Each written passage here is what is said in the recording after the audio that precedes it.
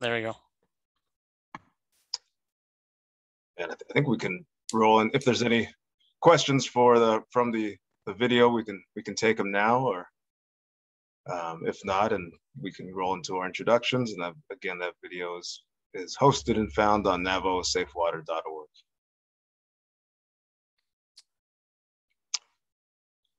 No questions. Why don't we do a round of introductions? I'll start with myself. My name is Gabe Shoeships. I'm with the Tributaries Network. I'm here working with David Harvey in IHS and Wilson Yee in Western Solutions on facilitating this series of trainings. Maybe the Division of Community Development folks would want to introduce themselves. This is James Sadakai. I'm the Deputy Director, also overseeing Capital Projects Management Department within our division. Welcome, everybody. Thank you, James. Welcome. And Community Health Representative, CHRs, you want to introduce yourselves?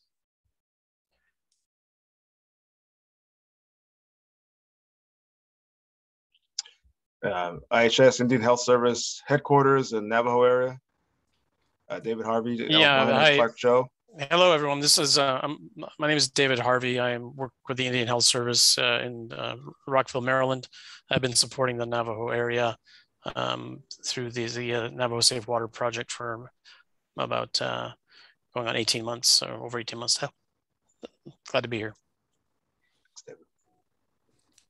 Good morning, everyone. This is Albina Clark.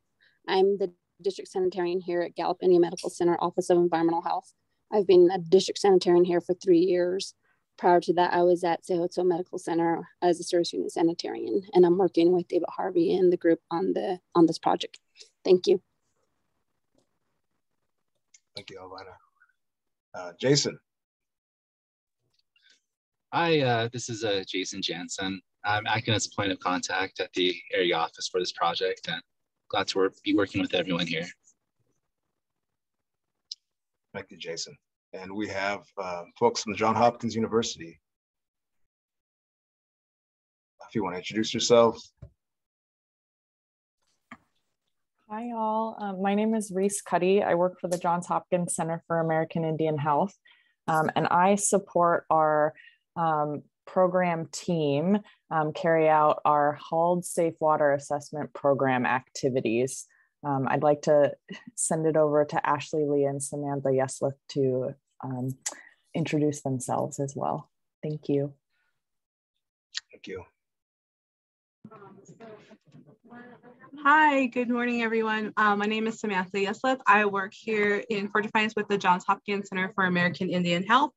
And I have my other colleagues, they'll go ahead and introduce themselves here as well.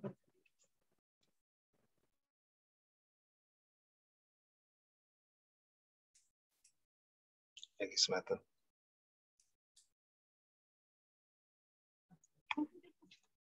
Hi, good morning. Sorry about that for that delay. My name is Tanya Jones. Torachidi Nishwe, Sanjay Kennebush's team, Kiani Dashuche, Alo Hamagahi Dashanale. Yeah.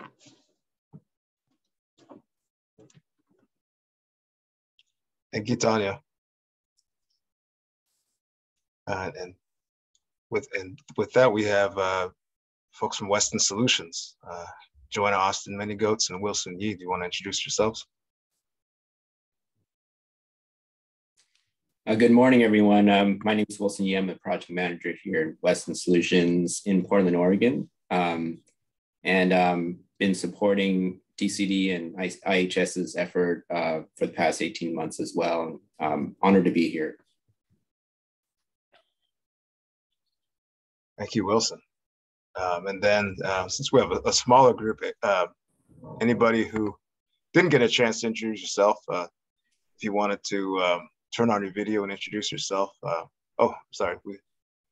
Sorry, Joanna, did you want to introduce yourself? Yes, I can introduce myself. Good morning. My name is Joanna Austin Manygoats. I am supporting the Western Solution with the interpretation of the Navajo language. And I also am gonna be part of this training somewhere along the way. I'll be talking to you. Nana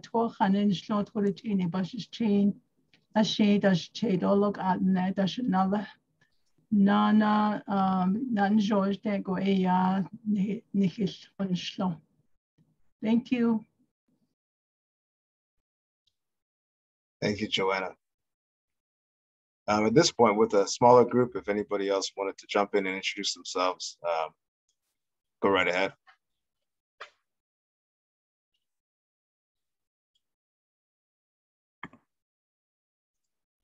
In the chat, we have Clarinda and Kathy here from the Loopton chapter.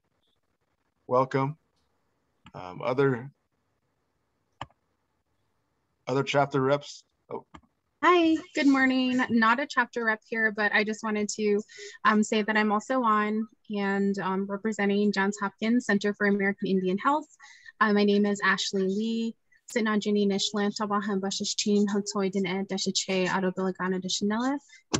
really good to be here with you all today. Welcome, Ashley. Thank you. Other chapter reps that might be on the call today? Good morning. My name is Leonarda Eldridge. I am the chapter manager for Totalina Tigray Hills chapter. Good to be with you guys. Thank you. Thank you. Welcome. Welcome. Anybody else? Any other chapter leaders that want to introduce themselves?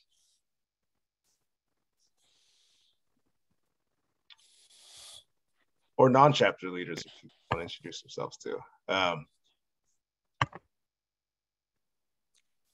think with that said, we'll kind of roll into our kind of general overview of the training. Again, this is the Navajo Safe Water Project chapter and stakeholder refresher training.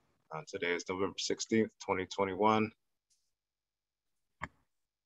Some of our objectives today are to provide a project overview, answer any and all questions about the project, describe how project services are allocated to chapters, report chapter reporting status and services usages, discuss the survey of chapters and recommendations to improve service delivery.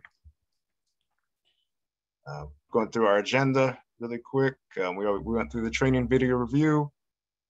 We'll be discussing outreach and reporting materials. David will go over project services and allocation benefits. Wilson will review chapter and service use reporting. We'll go into HALT Safe Water Assessment Program updates, chapter surveys, chapter support, and then have time for chapter comments and feedback discussions.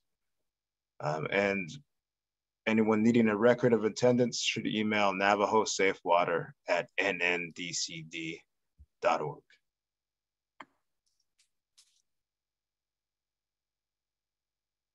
So we watched the video and there was no questions. WaterPoint refresher training for chapter officials. The video is stored on navajosafewater.org.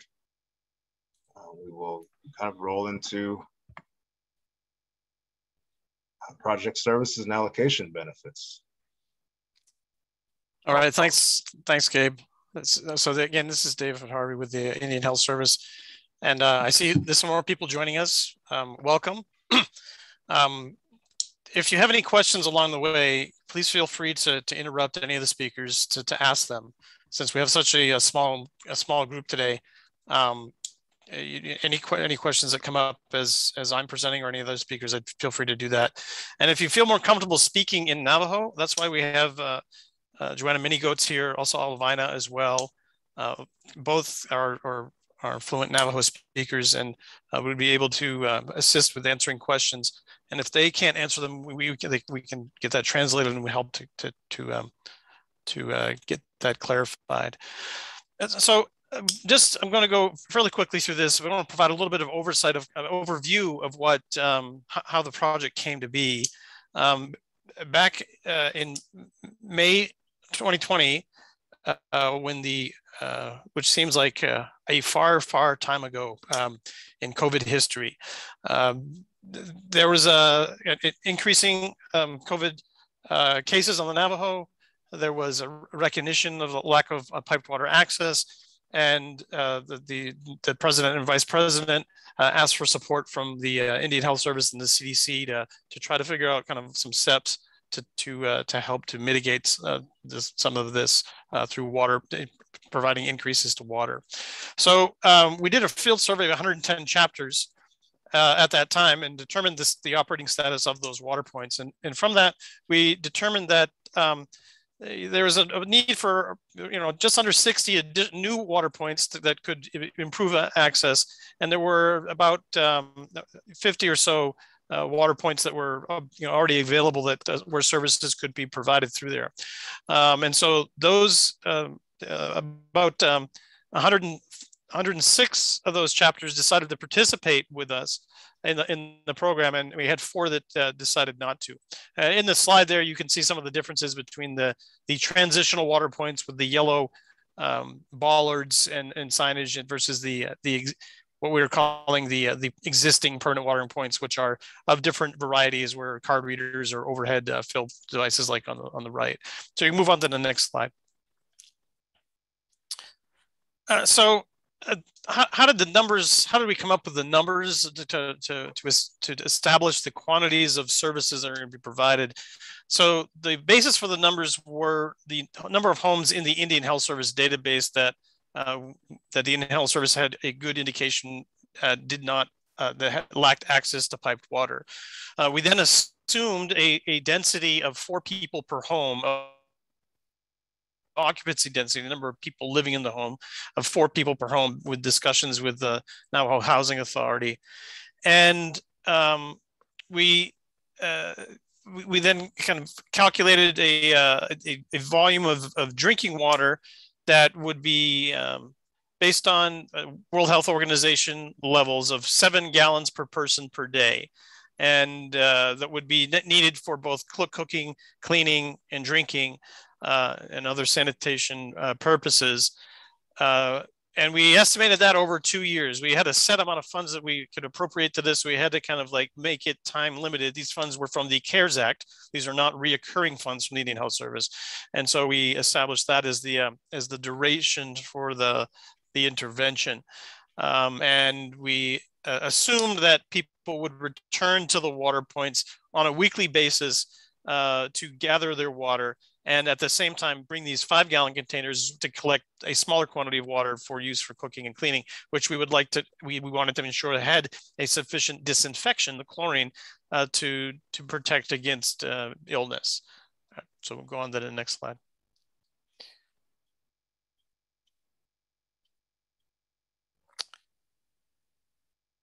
So what was included in the number of homes with piped water projects were homes that were on unfinished construction projects, homes that were on projects that were not funded by the Indian Health Service yet, and then homes that were kind of had a greater distance than 100 feet from an existing Navajo tribal utility water meter. So that's kind of how we came up with that work, and we've been asking that chapters should begin to deliver these services immediately if they can, or begin to take steps to do that. Some earlier questions that came up were like, oh, can you give us a map for where they are?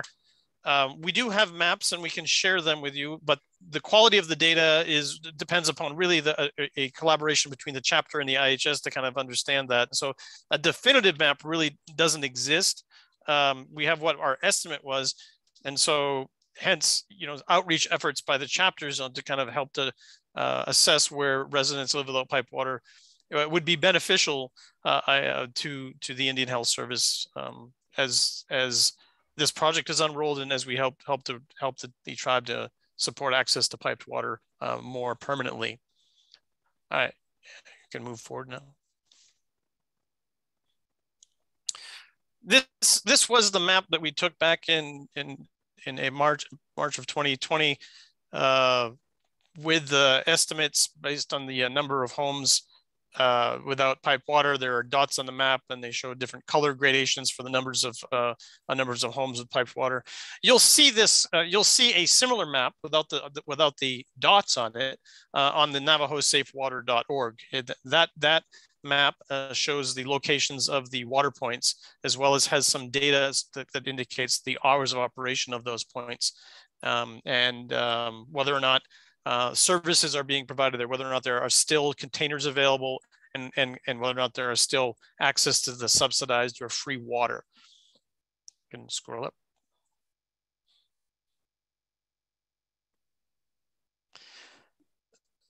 So this is just a little bit, again, I already mentioned this about how we determine the number of people that were going to be impacted.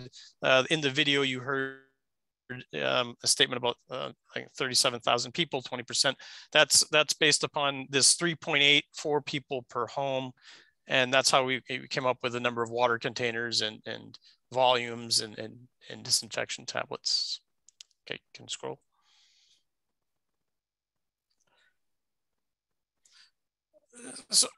So just, and as was stated in the video, it's one container per person in the house. So it's not one container, one 5-gallon container for the household. It's, if there's 5 people living there, then it's 5. If there's 2, then it's 2. So that's the idea. And people includes adults, infants, children. So any breathing human would be the right way to think about that. Now, there's been a lot of discussion about this container is very small. We need sometimes larger containers would be more helpful. The message from the Indian Health Service is that we can look to support chapters to provide larger containers if there are means for which the residents have to haul them and use them. And so we would just need to have that request kind of funneled to us through DCD, and we could begin to act on it. So, but in any case, any size container can be filled up at the water point, not just the 5-gallon containers, 55-gallon drums like is shown here, a 200-gallon, like this round oval one that sits in the back of people's trucks, along with this kind of larger 300-gallon one can as well. All of those are, the chapter should allow all of these types of containers to be filled there and actually promote all of these types of containers to be filled at their water points free of charge. Is the amount of water that is needed on a family basis really is about 200 gallons a week. And so it's not 5 gallons. It's a lot more than the smaller containers are only intended for the drinking water aspects of consumption. The water needed for cleaning and cooking should be coming from a larger container. And so that's where that's at. So we move forward. Again, this just kind of establishes how the limits were developed. As I said, we use the World Health Organization, which is an organization that provides guidance to public health entities and agencies worldwide.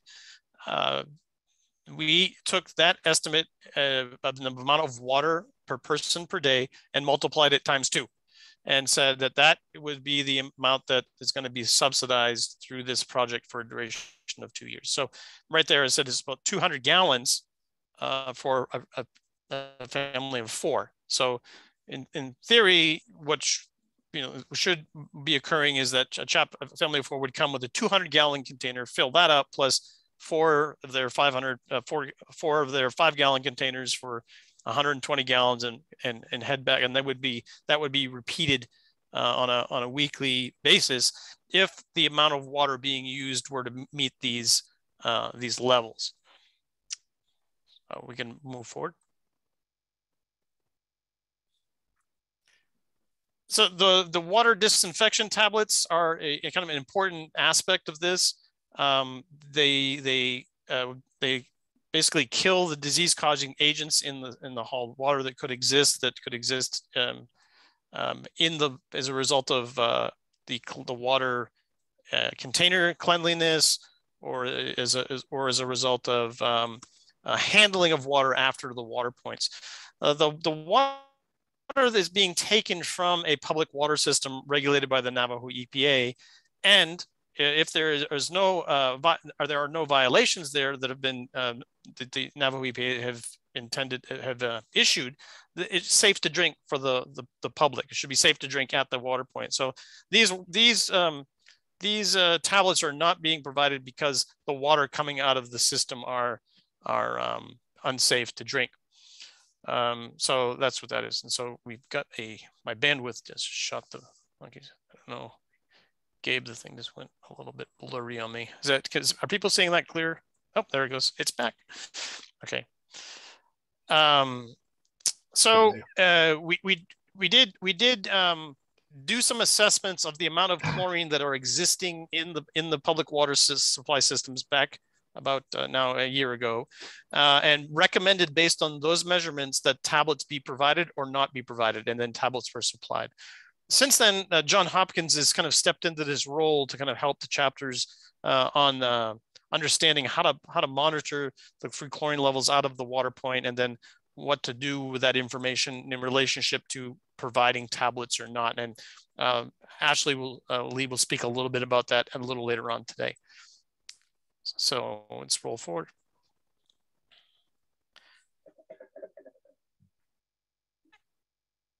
Yeah, so this is kind of, we saw this in the video, and you see here again, this is the picture of the tablets that were supplied to the chapter. And it's kind of, I'm going to harp on this a little bit. It's important that the chapter maintain the control of these tablets. We did have an unfortunate incident that was reported last week of an individual ingesting one of these tablets.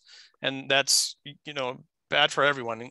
Most definitely bad for the person who that was impacted by. And that person, we've received information from DCD that is doing well and is recovering, but we want to kind of hit on a couple of things about that here in the presentation that I'll do.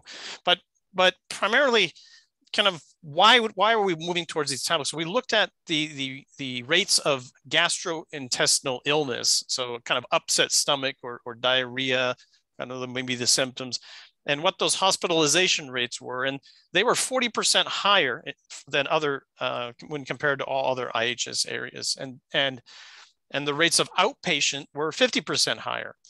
And you know, while this was not a study that looked at causality directly, there is some indication that there could be. This was a probability. There's a likelihood that the GI illness could be being created by waterborne waterborne agents that can be actually inactivated and killed by this chlorine. So that's why we recommended that. The IHS recommended that approach to DCD, and I think DCD is accepted, and we've been promoting the use of this.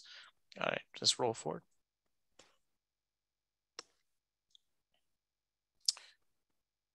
So again, we won't spend any time here. This is how we calculated how many tablets are available, one container coming back every week. And so a lot of tablets. And so this is continue rolling forward in the interest of time.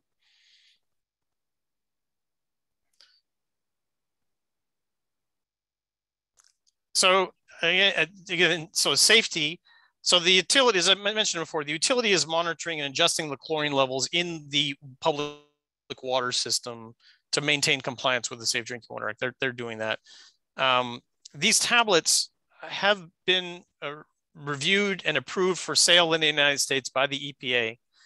And we've done some the IHS field team has done some assessments based upon the chlorine available, that when placing one tablet in a 5-gallon container, that the levels will not be exceeding any safety concerns. And so there's been a lot of due diligence associated with that. And roll forward.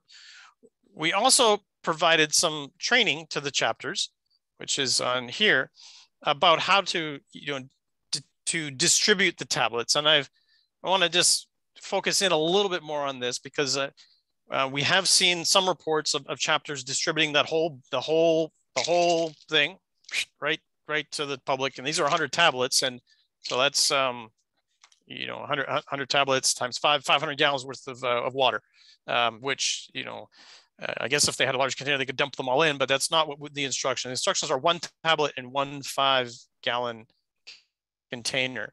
And so that's really what should be occurring. We're going to probably work with DCD to send out a memo to remind chapters about this.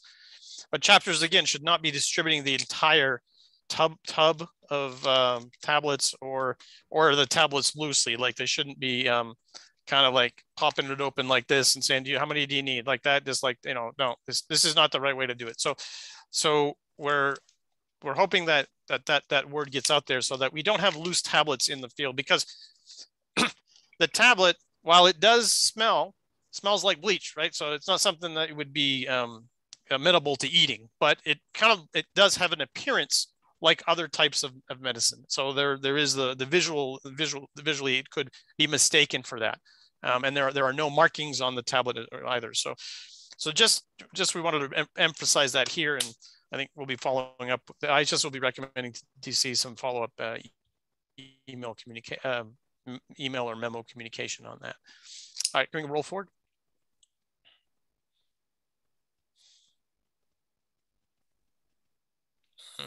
My thing's on. Can you roll? Is it roll forward?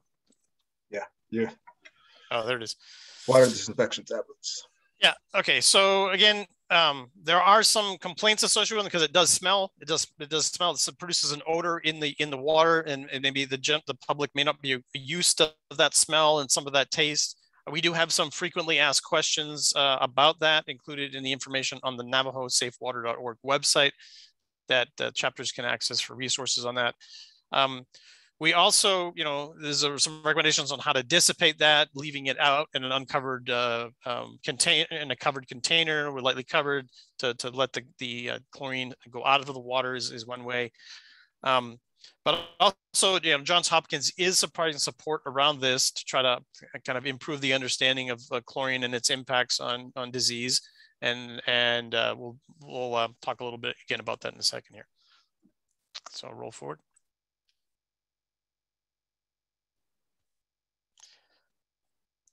So that's it for me. So I'm just going to thank you. I'll be around the rest of the presentation for questions, but I think maybe we can move if there are any questions. Feel free to ask now. If not, we can get Wilson to present the current numbers of services that have been utilized. Thanks, David. Great. Okay. Welcome, Wilson.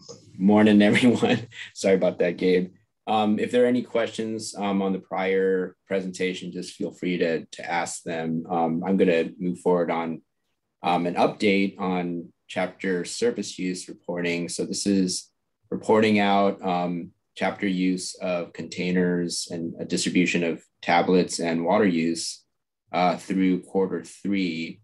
And for those of you who have been involved in our outreach efforts, Weston Solutions, as you all probably know, every month we reach out to all the chapters that are participating, all 106 chapters, by email, phone, and just basically remind folks and try to reach out to chapter staff to get the latest distribution numbers at the first 2 weeks of each month.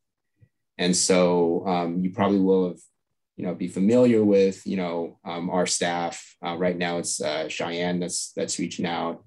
Just want to remind everyone that there are online forms that were kind of described during the video refresher training that you can get via NavajoSafeWater.org, and I'll show what that looks like. But you may be familiar with that already, and the fact that we are contacting all the chapters, probably just wrapping up as we speak, actually. And then just overall, and this is kind of good news, since July 2021, so the last 3 months, Q3. Response rate at the participating chapters was at 81% or higher, which is actually very, very good, and the highest response rates we've gotten since beginning this water access mission project about 18 months ago. Okay, next slide. I'll go through each of the individual usage reports here. So for container distribution, this is a graph of how much or the percentage of containers that have been distributed since the beginning. So this is through Q3. What this graph is showing is we started tracking in December 2021 and shows the distribution of containers, both in number and percentage, through September 2021, which is, end of Q3. So overall, we have generally, an increase. We are now kind of seeing maybe potentially a bit of a slowdown in container distribution in the last 3 months, where, prior to that, it seemed like it was pretty steady, trend going up. Now it seems like it's slowing down. Not sure if there's, any feedback about that from the attendees here, but, we'll keep looking at, at the distribution numbers monthly and keep reporting out on what we're seeing. But, just to, generalize that the last 3 months, Q3, it's somewhat of a slowdown. The next slide, please. Okay, so we just heard quite a bit about the disinfection tablets and why they're needed. Here's the latest distribution numbers for tablets through Q3. Here you see the total distributed to all chapters versus the total provided. We've now reached 13.56% distribution to 94 chapters. I think in the video and maybe presentation said 91. And since then, we've kind of increased the number of chapters that have received tablets. So in general, we're seeing an increase overall, since the beginning of the project. Currently, we have data from every single chapter. So about 3 months ago, we were still missing data, but now we've gotten full set of data from every single chapter, which is great. And next slide, please. So I'm just going to provide some summaries and then go into individual graphs for water use. But here's just a kind of a summary of the Q3 usage statistics. In general, as we just kind of went through with the container and tablets, and we'll see with water usage, all services are currently underutilized based on what IHS's and DCD's estimates were for 2 years of support. 13.56% of tablet distribution is less than what we thought it would be. Containers are at about 53%, which again we're going to keep watching, but our thought was that and the estimates are based on the number of homes without pipe water, so we expected that the containers would be continuing to be distributed at a fairly constant rate, but it seems to be slowing down. We'll cover in the next couple of slides that at both TWPs and PWPs, we're seeing usage in the last 3 months of consistently below the recommended 7 gallons per person per day. And we would like to hear from the attendees here in the chapters, what your thoughts are about that. But again, this is below the recommended volumes from World Health Organization and IHS. Overall, what this means is that there may be a reduced risk of hauled water, not being contaminated, that we're kind of missing out on. And I think overall, in addition to your feedback here, we'd like to hear from you directly about, as we outreach every month, if you have suggestions, any thoughts about why, any issues about distribution or water usage, we'd like to hear that's in order to continue to track progress. So next slide, please. Okay, so this is showing water usage at PWPs for the last 3 months, last quarter three. But also, we're also showing what usage has been since the beginning of the project itself in August 2020, and the last 3 months, July, August, September, you're seeing that basically the water usage volumes at PWPs are between 1.8 and 6.4 gallons per day per person. And on this graph, you see, in addition to the line, graphs itself, there's lines at 7 gallons per person per day and at 4 gallons per person per day. And you'll see that, the last 3 months, usage has been consistently below the IHS recommendation of 7 gallons per person per day. Some of the PWPs are actually, this is plotted. Let me explain this graph a little bit more. So we've basically summed up all the chapter usage per agency. So you see Chinle, Crown Point, Fort Defiance, Shiprock, Tuba City, all shown here. And what we've seen is that in most of the agencies, usage is actually below even 4 gallons per person per day, which is the World Health Organization survival volume, which is surprising given that PWPs aren't, the way that we assume PWP usage is it's not just domestic use, it's also includes irrigation and livestock use. So we would expect much higher volumes used. And what is especially a bit confusing to me is this is happening kind of during growing season still, July, August. And so I don't have any theories about how this is, why we're seeing this, other than some of this reduced usage, and you can kind of compare it to what we saw August of last year. And what the only thing we can kind of attribute to is possibly water conservation messages for being promoted by NTUA about not using too much water for non-domestic usage, and that may have an impact here. I'm not sure, but that is basically that has occurred during quarter three. That may explain what we're seeing here. Next slide.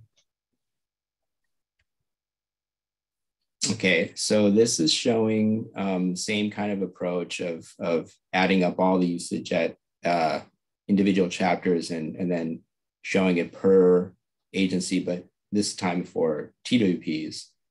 And what we're seeing is, this graph is a little confusing, or can be, because we don't have the 7 gallons per person per day or 4 gallons per person per day, line shown like the previous one. Actually, all of the usage is below 1 gallon per person per day. This is showing, at most 0.5 gallons per person per day, used between July and September of 2021. And that's far below the estimated World Health Organization, IHS, estimated usage, just based on the number of residents that don't have pipe water. So this is significantly underutilized. Again, this is not, you can look at the trends from August through September. We haven't seen usage above a 0.5 gallon per person per day since the beginning of the project. So, any thoughts, comments you can provide about how, we can improve the delivery of these services and benefits would be appreciated. Next slide. Okay, and just as a reminder, those of you who regularly use the NavajoSafeWater.org website will recognize this, but this is kind of a screenshot, and during the refresher training video at the top of this refresher training, we did show, how to use that website to report. And so this is just a reminder of how to access and what to look for at the NavajoSafe.water.org website for online reporting. And then that's on the left, and you can, report monthly distribution, as well as your comments for the previous month online, or on the right, there's a paper form you could fill out and scanned and submitted by email, and or handed into IHS. But this is just kind of a reminder of how to report, and also a reminder that regular reporting is absolutely necessary to track progress and improve this project. And that actually concludes my presentation for Q3. Are there any questions about anything that I've just covered?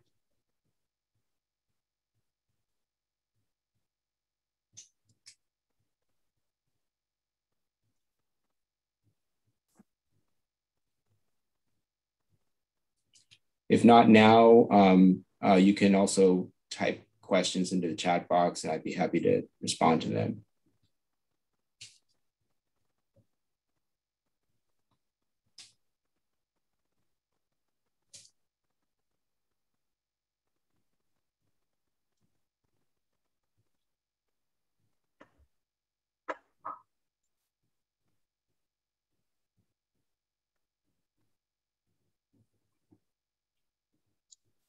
Well, thanks, Wilson.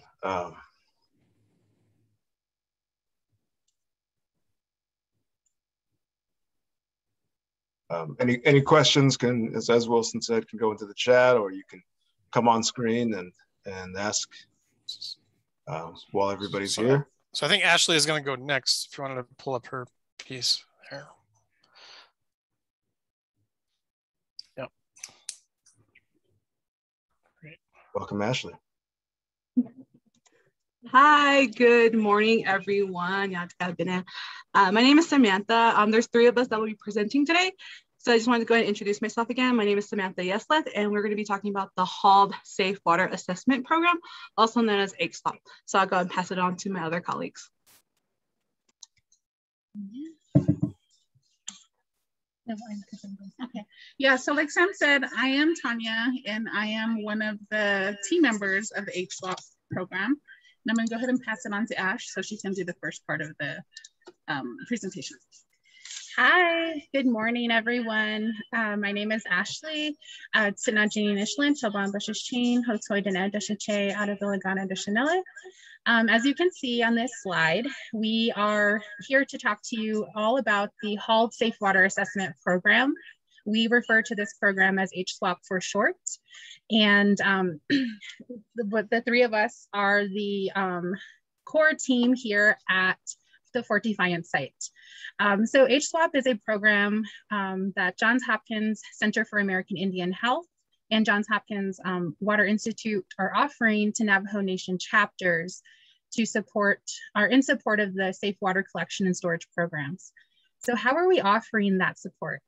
The HSWAP team hosts trainings for chapters who are interested, and those trainings cover education about the importance of chlorine monitoring, also ongoing support to monitor and report those chlorine levels at chapter water points, data collection and reporting assistance. So we happily offer assistance with those with those areas and those types of trainings. And then we also do offer routine check-ins. So we really are here as a supportive program, and we're very excited about what we do. And the program goal is to really help chapters meet the recommendations put forth by IHS, especially as it pertains to chlorine monitoring. Okay, so let's go ahead and talk about next slide, please. Our program highlights. Okay, there we go. So our program highlights.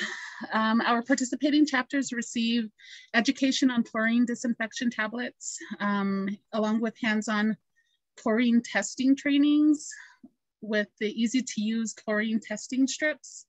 So if you kind of take a look at the picture below, we give our chapters this lovely clipboard that organizes pretty much all the training materials in there. And so when we're done with the chlorine testing, we integrate reporting, and so that is done by a Navajo Safe Water website. And then last but not least, we also provide ongoing support from our HSWAT team.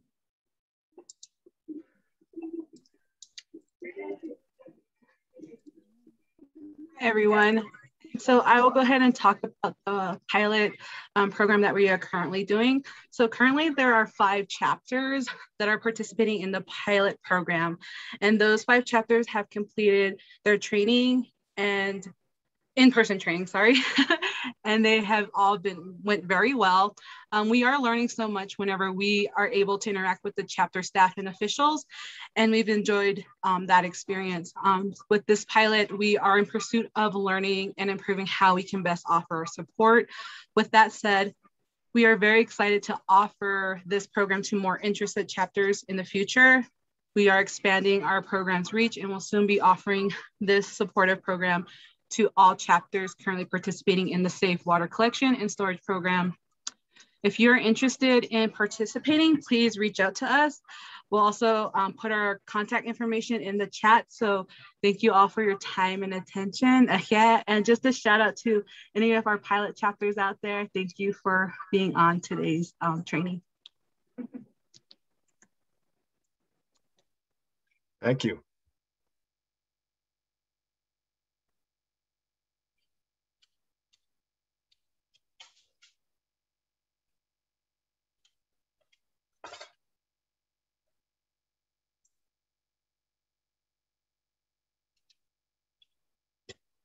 Now we'll move into chapter recommendations. Let's see. That's for me.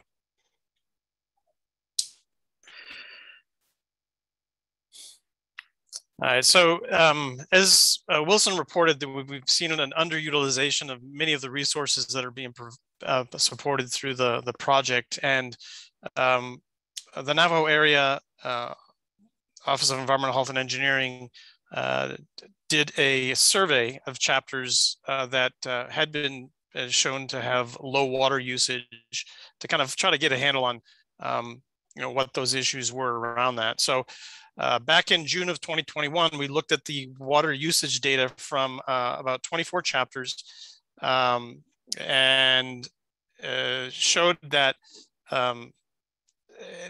oops, Gabe, you got that box in the middle of that thing there.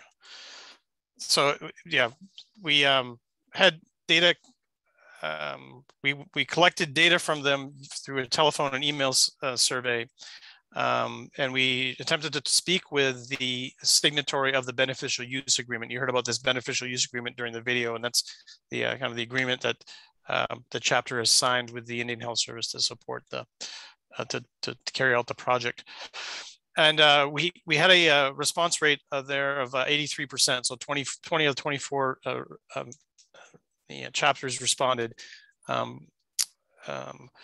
people who did that survey are actually on the call here. It's Jason Jansen and Elvina Clark Joe. They were the ones who actually did that. And we did have a presentation with some graphics to all the results that was provided to the Water Access Coordination Group last month.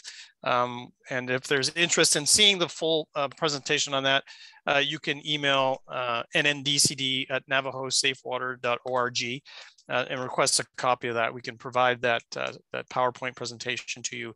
We may also be putting it on the website.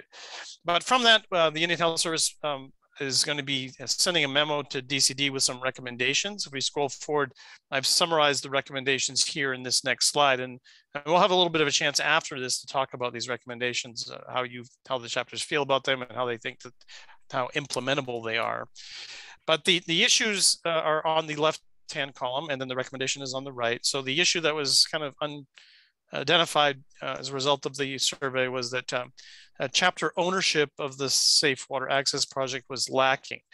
And so the recommendation that comes out of that was to identify a person at the chapter to be responsible for overseeing and delivery of the program services. So one person that would kind of have those roles. And if that person left, they would train the next person on how to perform them. That was going to be occupying that role. We also determined that chapter operational hours are limiting the availability of water from project-funded water points. And the recommendation there is to ensure that water point services are open and available to residents during all scheduled chapter operation hours. So there is a lock. The training is to make sure that lock comes off when the chapter is open, and that you know, there was a hand washing station there that could be placed out there as well, and that the hose that you know, would likely be removed would be brought out again. So some steps to ensure that it's open during all the chapter hours. Another issue that we heard was that water haulers were experiencing hesitancy associated with utilizing the chlorination tablets. And this is a normal response to a change in someone's water, a change in someone telling you to put a tablet into that water. Where did that tablet come from? How do I know it's safe? A lot of questions people could come up and be reasonable to expect. And so what we've done is we provided a lot of literature on that on the website that can be used to support chapter in answering those questions and putting those concerns to rest. But also through the support of Johns Hopkins with this HSWAP program, will also help to train chapters kind of to understand the importance and the utility of the chlorine as well. And so really the recommendation would be to kind of reach out to Ashley and her group there to kind of get signed up for that and to get some training and understanding about that topic. The next was that we've heard that chapters were denying water service to residents with homes with no piped water from the points that have been funded for the water project. So that, you know, the recommendation there is to develop some public messaging to counter these reports and to promote service availability, you know, through all available means, through the chapter meetings, the flyers, the websites, personal communications, any way that you can begin to talk about it. We have had advertisements on the radio as well, and there are, I think, recurring advertisements in local press in the Navajo, I think the Navajo Times. So so that's the recommendation there. And then the last one where chapters are requesting additional technical assistance. And the recommendation there would be that you reach out to IHS and chapter CHRs to continue to coordinate and collaborate to support for the delivery of the program. So, okay, I saw someone like virtually raise their hand. Someone raise their hand? Someone's hand up. So I don't know if Nora, if you raised your hand purposely, you can feel free to ask me a question. Yeah, I raised my hand.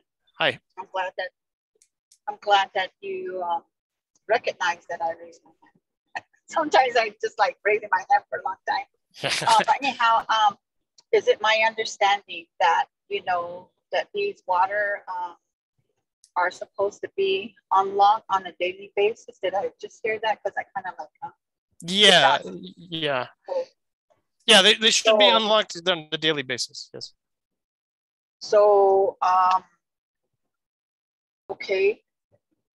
All this, you know, this publication that you have right now, is there a possibility that I can get all the, you know, information to my email address? Sure. You can type your email address in the chat, and we can send you the slides. The slides will also be posted on the NavajoSafeWater.org website, and as well as the video. We have a video here that will be posted. So, but we can send you an email if you just type your email address in the chat. That goes for anyone else too. If anyone else wants the slides directly sent to their email. Yeah, because you know, from my point as being in a leadership capacity, I think there's very, very small activity that is going on with our safe water activity that here in Tortue Lake. And I want to see that our community members are utilizing the service that is being, you know, like keeping it unlocked and putting some hours and pretty much some, you know, right now I don't see that, and I want to see that happening. But that's why I want it. I want these information directly given to me rather than through the chapter, because sometimes, you know, it's like 1 or 2 days later, and you know, even this notice right here, this meeting right here that you have, I don't know when it was scheduled, but I barely got an email on it this morning. So, you know, it would be very convenient for us as tribal leaders that we get these information in advance time, and that would really be helpful. So, because I have to, you know, speak for 3,000 members, and, you know, if this is something that is, you know, rendered, and I want to be able to get more information on it, so that my people is pretty much utilizing the service, because I do still have quite a bit of people that is still hauling water. Although we have some water that is connected to our residents, they're still hauling water because some of, you know, we have pump issues, we have line issues, there's all sorts. So I want to make sure that, you know, that this potable water that, you know, that is being rendered through the chapter is pretty much monitored, and that, you know, that is unlocked, and that we make sure that our community are getting this service. So I would really appreciate it if you would get me up to date. I'm sorry for taking some of your time, but, you know, I just wanted to touch base with you in regards to that. Thank you so much. Yeah, thank you, Nora. We're glad that you were able to attend, and we have been communicating out. DCD has helped us to do that. The communicating out the all of our trainings.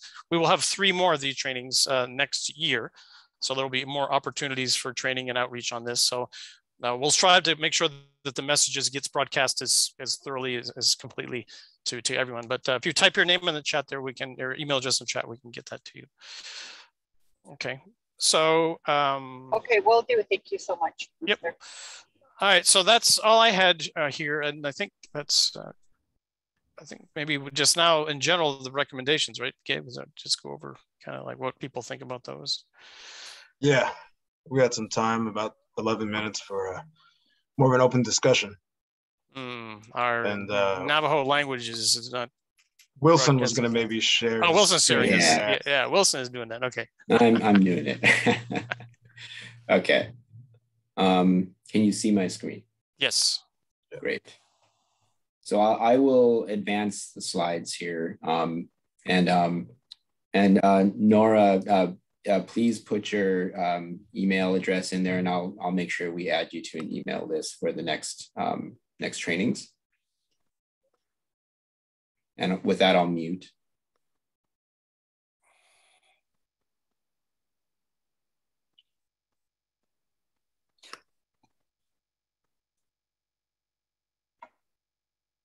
Thank you, Wilson. We were going to go into discussion here. Oh. My email's there now.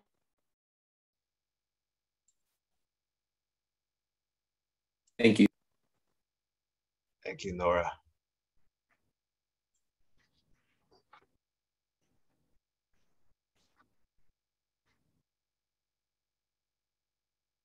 And thank you, Leonardo.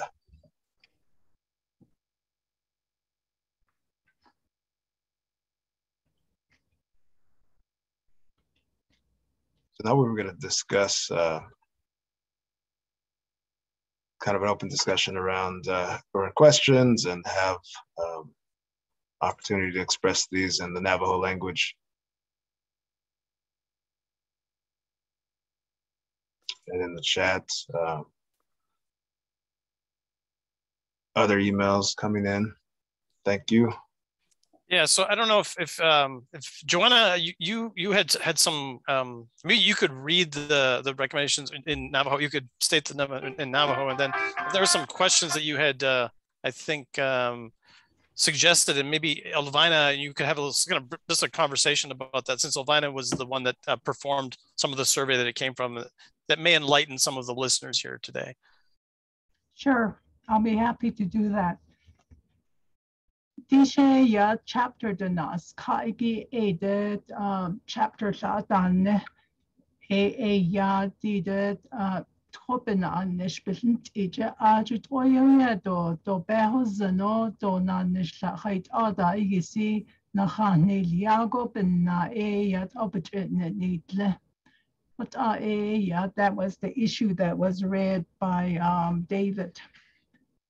And so Kweti den the nebizabik ishaja Adhatsenel Bilhaz Ado Hayda di Twajunan Nishba Ndoliel Benne Aquananish Ik Idez E Donald Sos Ya Nahin Tehegi Ya Achaliado Jot Ae Ya Bakha Akoko Didet Anaiti Kidigi Ya Kodot or Jo why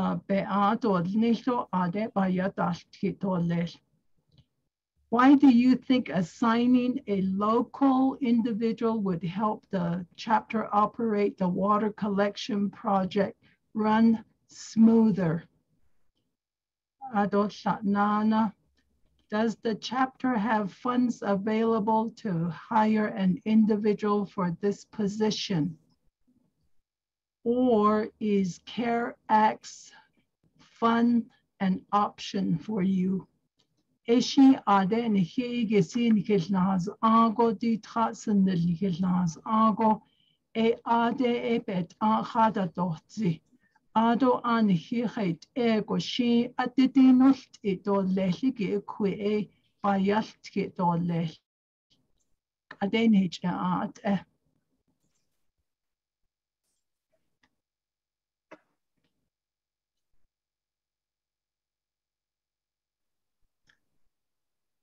It's open for discussion right now from the chapter or anybody else that wants to contribute.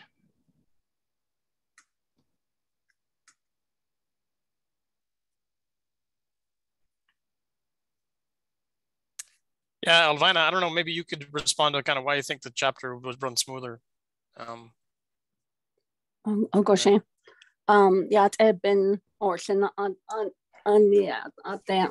She Elvina Clark and she bit in Schlontratness and Bash's chain is on the Church Hoban National Todnish Holidays Nasha, the Natin George in the Dosh Gardnat, Dosh and Nanish Nashti.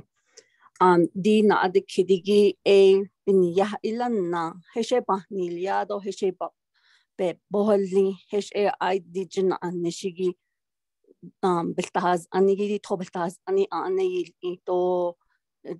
Edit ahagi gases aishi icy bebe hezendo le ligido do ojola aishi pansalado e yasetado a chapter president da ahagi dot nigi abenna na da kid heshi icy pansalado heshi na nishi dolin kodijo to edet anigi icy chodash indo le chodinash nipin nacha هلا تخادا كيستو تليت تخادا كيستا دات أهيدا بني يتشون إيدو ليل قديتن دو جوتشون إيرا دو إلا بنا بني يهين دا نادا ديل كد أدون تديد تو آيدا بكنا أزلاغو هت آيا نلادا بيسو بجدت أنا شيدو تشون إيدا أكو آيسي كدو لوش Nihinant Lanja Dasatagi Nlani kaya the Toten, Nlani kaya the Toten, Ado Betrata do Gisada dan no dan Lego, Washington, Gonda Kego. Ako kode nihe ya tonich ada liago quedo chinana ida naha nego hajo elkendo nehtida nanishigi jo a recommendation ige nanish bedo zilko wido algo ko kode tohegi chon ido lelbeni yashin hatne doshi yatsida ben hitel jinstan de hajo hiti kai ya aje خشت ادادیل نیک او کوکواتسکی لوک ایهد نوت خطون جان قویل والت اولش ای بنیگه. Back to you.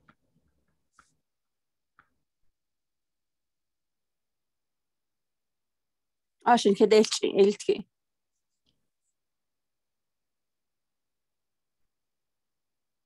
If I can speak, this is Leonarda Eldridge from Totalina to Gray Hills chapter.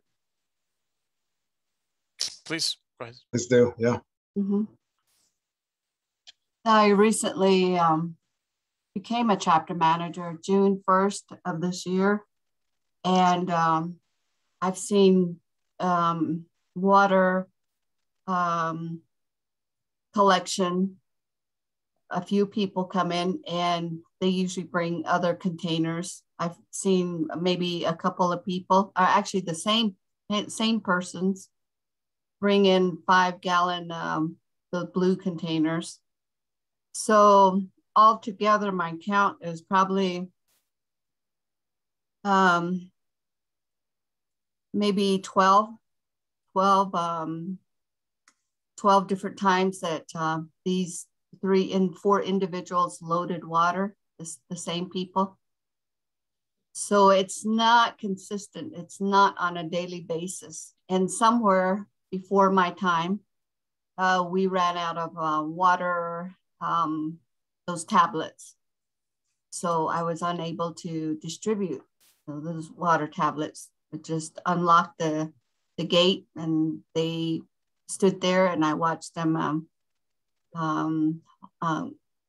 fill up their containers. So I also see as a chapter manager that very few people are coming in to collect water.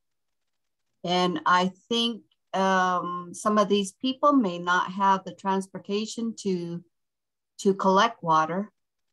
So they either go next door or wherever there's water, you know. And more information probably needs to go out to them. And the couple previous speakers before me spoke it eloquently in Navajo.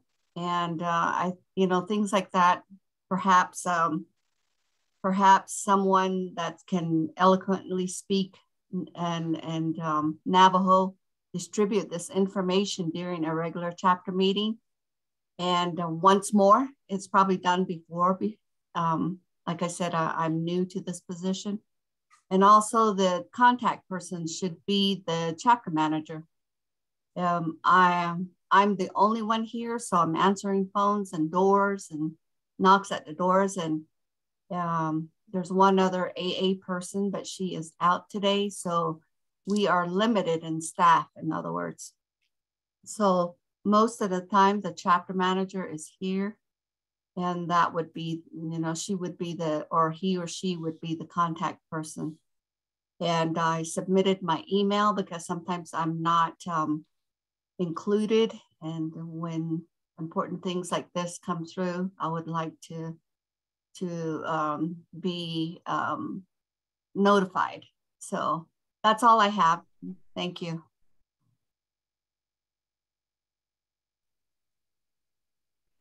Thank you, Leonardo. Yeah, so I see we're kind of bumping up against the hour here. Is there, and then Leonardo, I also want to thank you for that the statement. I took a note here about maybe trying to work with DCD about finding out scheduling of chapter meetings and then availability of Miss Mini Goats and Elvina to maybe participate in those directly, which I think depending on schedules and whatnot, we could probably make happen. So I took that as an action item. So thank you for bringing that up. Maybe we want to just see if there's any other questions. I don't want to stick people over time too much longer than with the scheduled assessment. Yeah, it's about 10:31. Final thoughts or questions from anybody on the call? Excuse me. This is Nora Morris again. I want to ask a question regarding the previous trainings that you have. Are those available as well? This is my first actually, getting online activities. So I want to be able to get up to date with the previous training. So how do I have access to that? Thank you, Nora. The previous trainings are available on the NavajoSafeWater.org website. David, is that correct? Yeah. So yes, Nora. The previous one is available. We upload and we delete the previous one since most of the information is the same. There's not new information that's being distributed there. Today we had a little bit of a focus on the importance of maintaining the chlorine tablets at the chapter and not distributing them broadly. But if you access NavajoSafeWater.org right now under resources, there's the video training is there from last one, and that will stay up for probably another week or so until the end of the month until we upload this one. Okay, at least probably the last training will be okay. Plus this one, because I didn't catch the full training on this one, but I appreciate it. Yeah, but okay. I want to be able to update. And Leonardo, I wanted to mention about the chlorine tablets. Jason, maybe you could scroll Wilson to the ending unit there. Jason Jansen's contact information. Jason Jansen, who is on the call, we're displaying his email address now, jason.jansen@ihs.gov, has water chlorination tablets at his disposal in his office. And so if anyone needs additional water chlorination tablets, they should contact Jason and he will send them to you.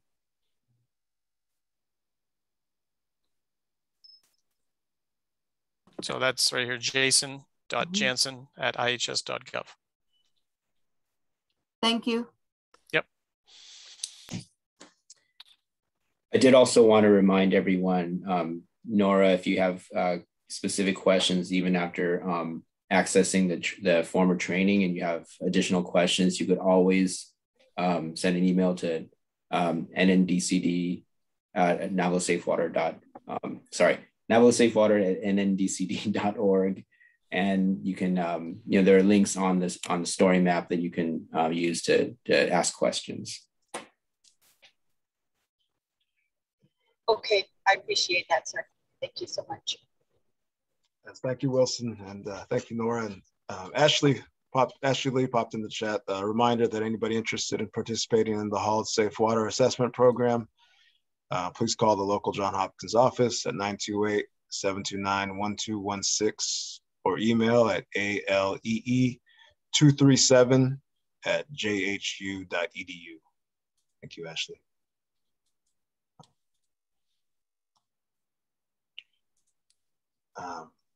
Other questions before we sign off? Yeah, I think with that said, Wilson, David, you have anything else?